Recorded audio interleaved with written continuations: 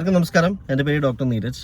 നമ്മൾ ഇന്ന് 2-3 എപ്പിസോഡ് മുന്നേ ചെയ്ത പോലെ ഏതാണ് നല്ലത്, ട്രാൻസ്പ്ലാന്റേഷൻ ചെയ്യണോ മറ്റേത് ചെയ്യണോ എന്ന് പറഞ്ഞ് 2-3 എപ്പിസോഡിന് മുന്നേ ചെയ്തില്ലേ, അതേപോലത്തെ ഒരു എപ്പിസോഡാണ് ഇത്തവണ നമ്മൾ കാണിക്കാൻ പോകുന്ന ഇമേജ് എന്ന് പറയുന്നത് നിങ്ങൾക്ക് ഇതിൽ കാണാൻ പറ്റും. ഇതാണ് ഈ ഒരു ഫോട്ടോ. നോക്കൂ, ഈ ഫോട്ടോയിൽ നിങ്ങൾ ട്രാൻസ്പ്ലാന്റേഷനാണ് ചെയ്യാൻ ഉദ്ദേശിക്കുന്നതെങ്കിൽ അവരാദ്യം നമ്മൾ ഫോക്കസ് ചെയ്യുന്നത് അവർ ഫ്രണ്ട് ഏരിയയിലായിരിക്കും. ഫ്രണ്ട് ഏരിയ ഒരു ഏകദേശം ഒരു 2000 ഗ്രാഫ്റ്റ് എടുത്തിട്ട് ചെയ്യും.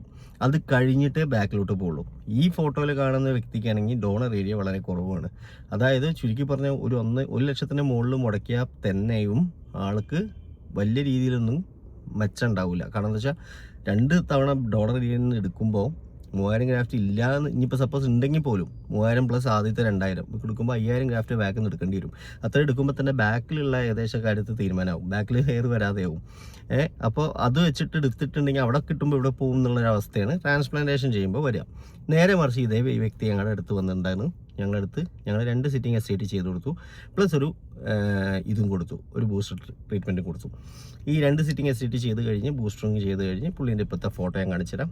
ഇതാണ് ഫോട്ടോ. ഓക്കെ, ഇനി നിങ്ങൾ തന്നെ തീരുമാനിക്കുക ഏതാണ് നല്ലത്. 17,500 രൂപ മുടക്കിയിട്ട് SCT ചെയ്യുന്നതാണോ അതോ ലക്ഷങ്ങൾ മുടക്കി ട്രാൻസ്പ്ലാന്റ് ചെയ്യുന്നു. പിന്നെ വേറൊരു കാര്യം ഞാൻ പറയാം, എല്ലാ പേഷ്യൻസിനും SCT നടക്കില്ല. ഫോളിക്കിൾസ് ഉണ്ടെങ്കിൽ മാത്രമേ SCT ചെയ്താൽ റിസൾട്ട് ഉണ്ടാവുള്ളൂ. അത് ഞാൻ ആദ്യം പറയാം. ഫോളിക്കിൾസ് ഇല്ലെങ്കിൽ ഏറ്റവും നല്ല ട്രാൻസ്പ്ലാന്റേഷൻ ചെയ്യുന്നതാണ്. പക്ഷേ ഈ കേസിൽ ഫോളിക്കിൾസ് ഉണ്ട്, നല്ല രീതിയിലുണ്ട്. അതുകൊണ്ടാണ് ഞങ്ങൾക്ക് റിസൾട്ടും കിട്ടിയത്. Thank you.